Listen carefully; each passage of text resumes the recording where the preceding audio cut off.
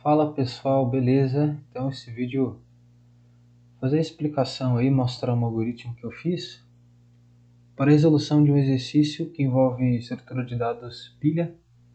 No caso aqui uma pilha estática, né, que ela manipula aí um vetor, né, que é uma estrutura, pelo menos em Java, né, ela é homogênea, né? Você tem os vetores em outras linguagens que aceitam qualquer tipo de dado, né? Mas em Java a gente tem vetores apenas homogêneos, né? Exemplo de vetor com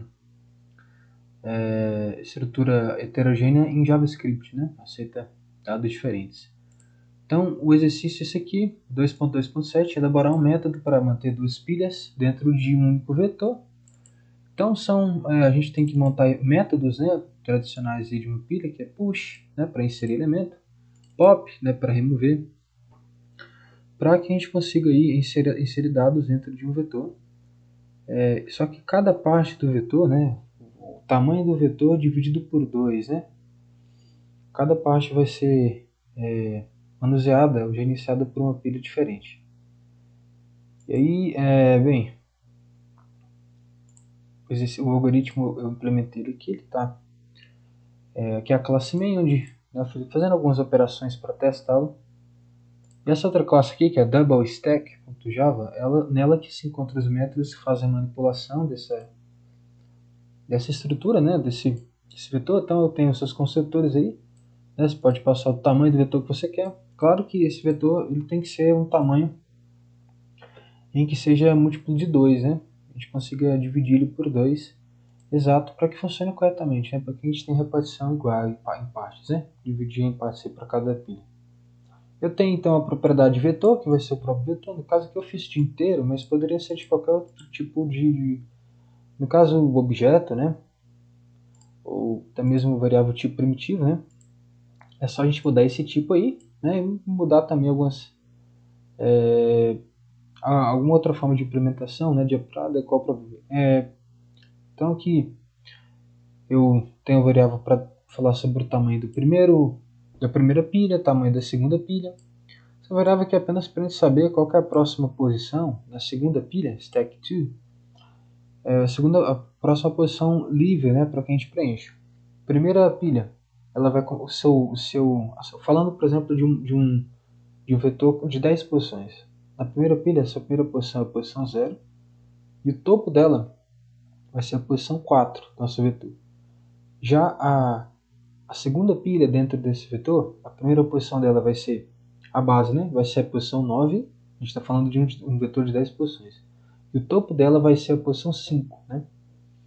Porque a gente começa a posição 0, então essas variáveis elas tomam a responsabilidade de verificar o tamanho de cada stack, qual que é a próxima posição no caso da segunda stack, né? Elas sempre vão crescer para se encontrarem no meio do vetor, né?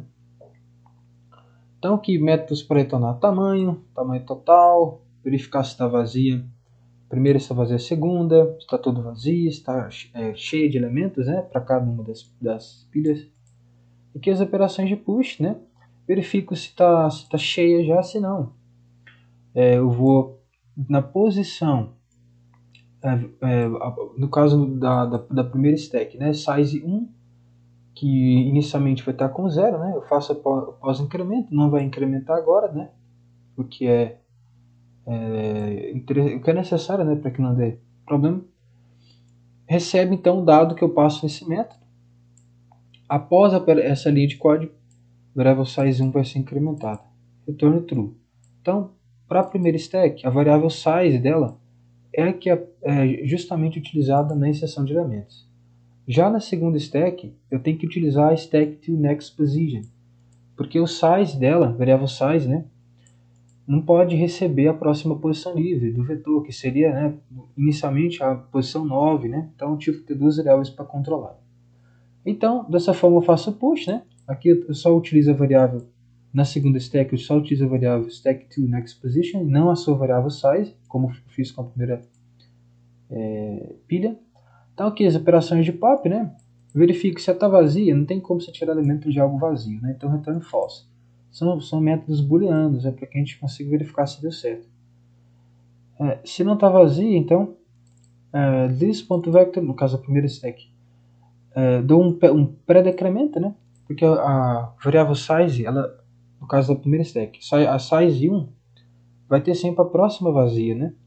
Só que eu quero excluir justamente aquela atual, que é a última, né? Então eu volto uma posição para trás para pegar a última que foi preenchida. Essa última recebe 0. Aqui também eu já estou diminuindo o seu tamanho já junto com esse pré-decremento, né?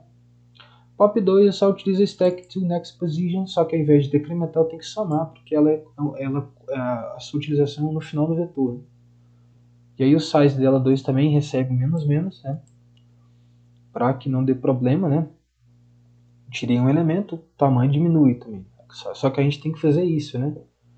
Não é algo aí dinâmico, né? E operações de limpeza, que eu utilizo o próprio pop de cada uma das stacks. Isso aqui para limpar tudo e aqui o método para retornar o meu vetor. Então aqui eu fiz primeiro eu criei um objeto dessa classe, né, que é a classe double stack, né, que implementa essa estrutura aí.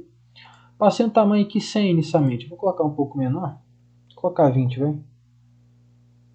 Só por aqui, beleza? Comando de repetição que vai até 10 nesse caso, né, que é o tamanho do meu vetor, dividido por 2. E vou inserindo em cada uma das minhas stacks o próprio counter. Né, e depois eu mostro, né, eu crio um método aqui para mostrar o vetor, ele recebe como parâmetro um vetor, mostra ele com comando de repetição. Então aí beleza, tem a primeira stack, né, são 10 posições, ele foi aqui a base, que está o meu topo dela. A segunda pilha, que está a minha base, que é o final do vetor, que está o topo dela, que é a metade, né, do vetor. Então, eu inseri os números de acordo com a contagem, né, dessa minha variável de controle, esse comando de repetição.